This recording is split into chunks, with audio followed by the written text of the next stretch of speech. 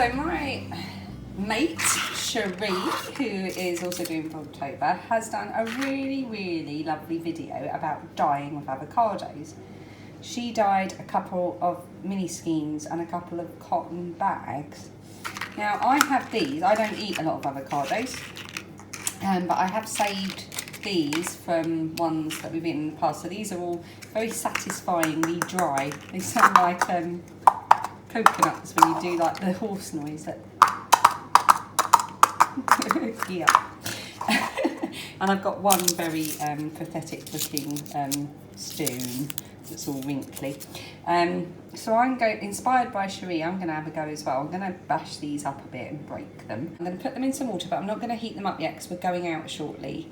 And in Cherie's video, she did give them a good old simmer for quite a while, which I will do the same because she got a really good result. So I'm going to do what she says.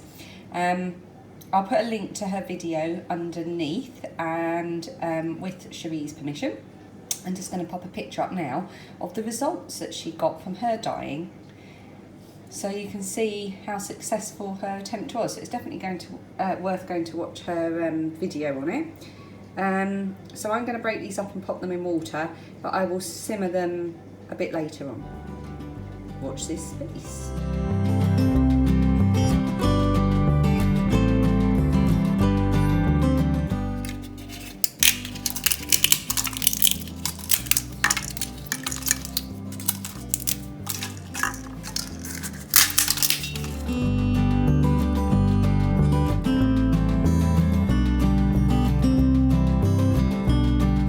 I'd show you the yarn I'm going to use for this. I bought this at either the Southern Wool Show or Fibre East, I can't remember.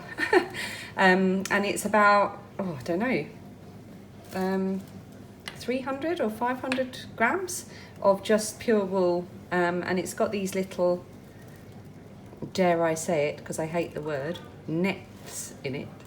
But they're quite small. Usually I can't cope with neps because I have a weird thing about fabric and knobbles, but these are small enough that I can cope with them. And I bought it just to use because it was so cheap and for dyeing experimentation, so this is perfect. So I'm going to wind off about 50 grams or maybe a couple of 50 grams of this so I can have a play about, and that's what I'm going to use for my avocado dyeing experiment. I've also got this which I ordered from eBay. Quite a while ago I did some natural dyeing with sage leaves and also with passion fruit, and I bought this at the time. You can see that it was a while ago and it says best before June 2019, but it's what I've got, so it's what I'm going to use. It is alum powder and it is used as a mordant, which will help the colour hopefully adhere and stay put on the yarn. So I'm going to soak the yarn in the mordant before I dye it later. I'm not sure how much I'm supposed to use, I can't remember, so I'm going to have to Google that. Good morning and welcome to day 23 of Vlogtober. We're in the car, we're off to go and pick up Lilia, who has been at a flute oral practice ready for her exam just before Christmas. It is just coming up for midday, and then we're going to pop to Blue Water and grab some lunch, and then we're going back to Rochester because we're going to go to Eastgate House today. You're so chatty, Mummy. I'm so chatty? Yeah. Did you not even realise what I was doing in the background? No, what were you doing? I was going yam yam yam, yam yam yam. Right. Where was I? Yes, we're off to Rochester, to Eastgate House, which I shall tell you a little bit about. So Eastgate House is in Rochester. It's on the high street in Rochester, and it was actually used, well, the description of the building Dickens used in two of his novels, Pickwick Papers and The Mystery of Edwin Drood, which was actually the last book that he was writing, but he never finished because he died. So The Mystery of Edwin Drood is a mystery itself because nobody knows what it was supposed to be, whether it was supposed to be a murder mystery or whether it was about the demise of one of the central characters. Anyway, that's by the by. Rochester is a very Dickensian town because 3 of his books were actually based there on the whole. David Copperfield, Great Expectations, probably the most famous one, and the Pickwick Papers, possibly, I think. So Dickens spent a lot of his life in Kent. He was born in Portsmouth, I think, and he moved with his family to Kent and spent his formative years there before they moved to London. But he always holidayed in Kent, and he moved to Higham for the last years of his life, and he died there. And he had a big affection for the county, which is why a lot of places that are recognisable as places in Kent appear to be described in his books. I'm not an expert, I'm just telling you what I know. And Rochester itself is very Dickensian for that reason, because the descriptions of some of the buildings in Dickens' novels are the descriptions of the buildings that are in Rochester. For example, Restoration House is on the High Street. We will try and go there. Should we try and go there so I can film it? Restoration House is actually Satis House, which is Miss Havisham's house. So yeah, so I'll film a bit of that and try to tell you a bit about the history, if I know it and if I remember. Pop to Blue Water for lunch.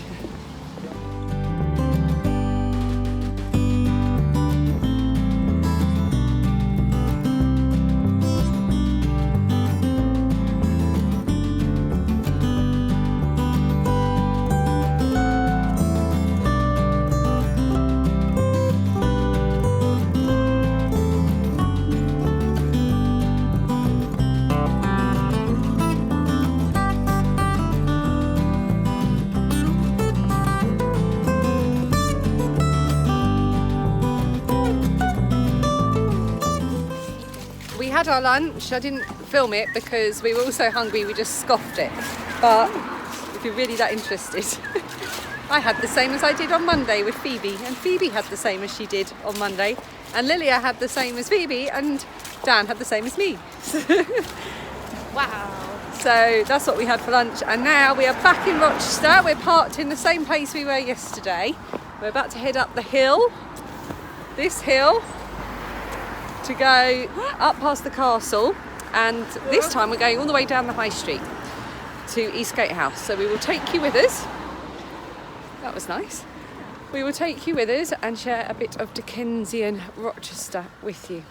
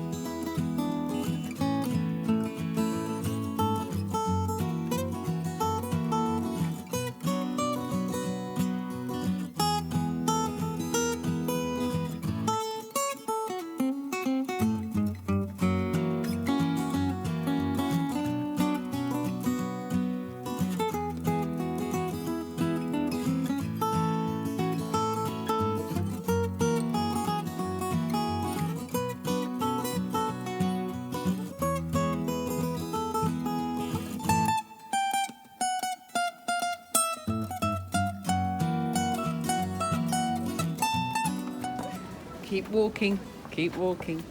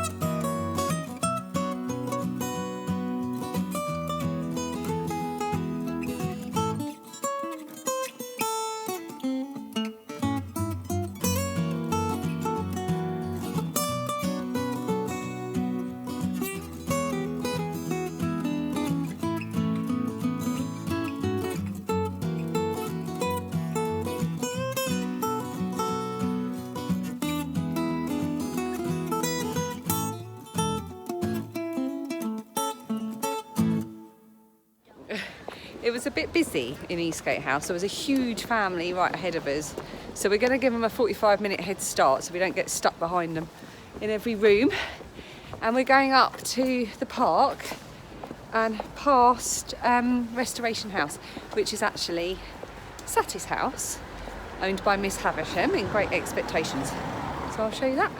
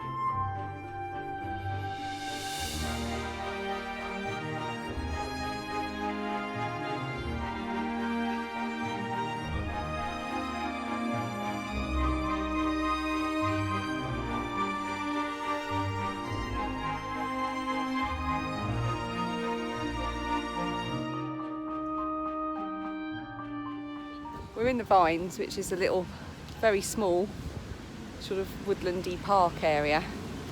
And 3 days before Charles Dickens died, he was seen here sitting, looking at Restoration House, which you can only just see in the distance over there. And he wrote, shortly after wrote what would have been the last things he wrote, and it was about how lovely it was here in Kent.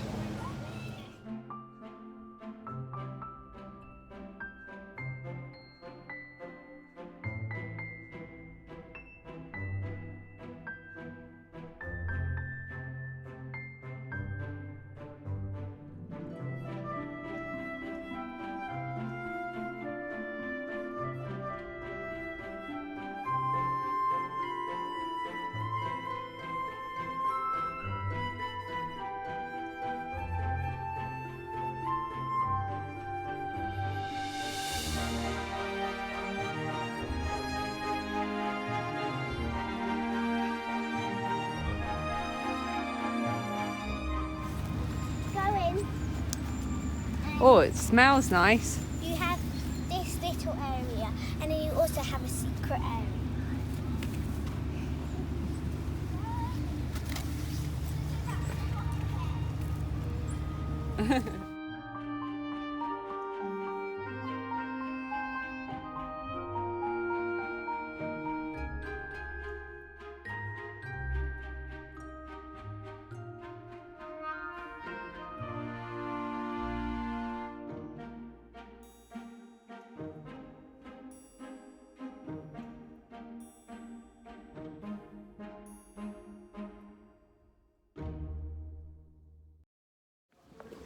Second time lucky.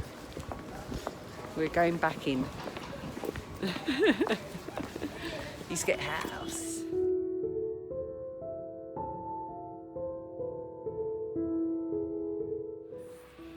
Ooh, Mephisto. Oh, now that's an unusual one. Let's see what it is, Phoebe. You have picked Mephisto. Now look, the first part of your fun. There we go. Well done. So then you stick that on See, there. it's wizard glue as well. Look at. Did you spot that? Did you spot that? Wizard glue.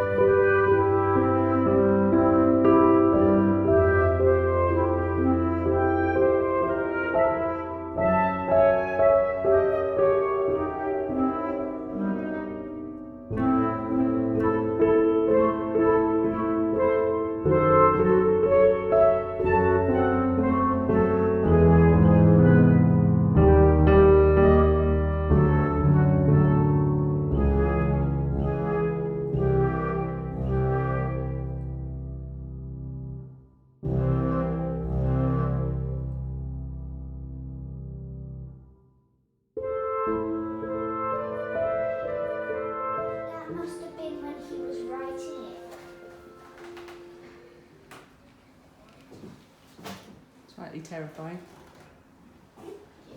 So we think that, Dan and I think that Edwin Drood is alive, but disguised as Dick Datchery. Lilia thinks he's alive, but that... What did Lilia think? Let's see then. Oh, that he was kidnapped by Tartar, and Phoebe thinks he's dead, was murdered by Neville. And he teamed up with Stony Durdles and they put his body in a hidden tomb in the cathedral. Very good. She's putting her theory there. And then we add it to the wall here. This is everyone's theories about whether he's dead or alive. It's a mystery. Why do I have to go in there? After you. It's creepy. Oh my god!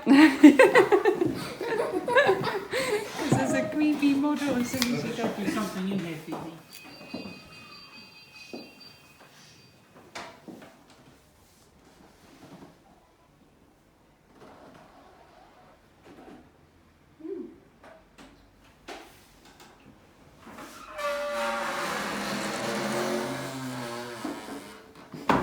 These are like the desks I had when I was a school.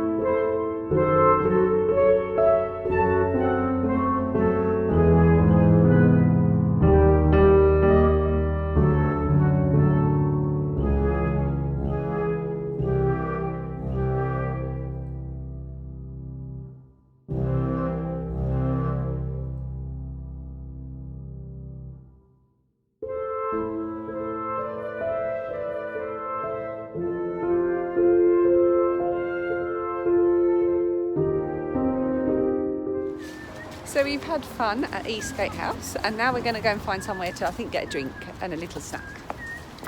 A cafe. Not a pub. Not a... We can go to the pub if you want. Go to the pub. Oh, what about that one, the Spanishy one, with the nice windows? Yeah. I'm slightly obsessed with windows in Rochester.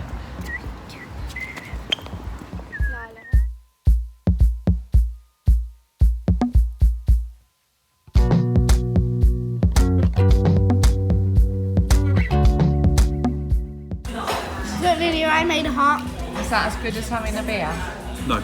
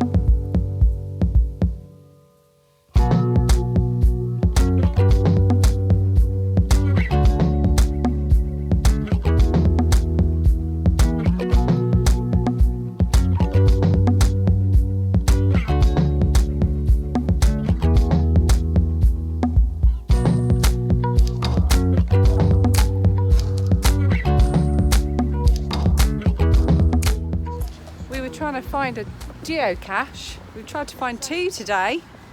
We've had no luck, no cacher's luck today. We've just been rummaging around the original main gate to the castle trying to find a magnetic cache. Nothing. Nothing. Oh well, another day. Another day, another cash.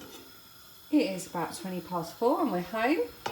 The girl's gonna, well, Lilia's gone upstairs to read and listen to music. Phoebe wants to go on her Kindle, and I've just turned this on to start bubbling. The water's already started to absorb some of the colour without the heat. But I'm going to bubble this as per Chevy's instructions. Ooh.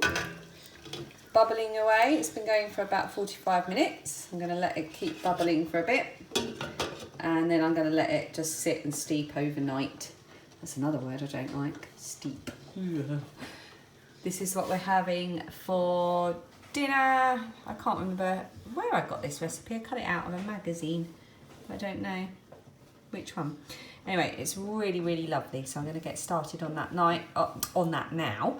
And we're going to put some prawns in as well. Yum, yum, yum.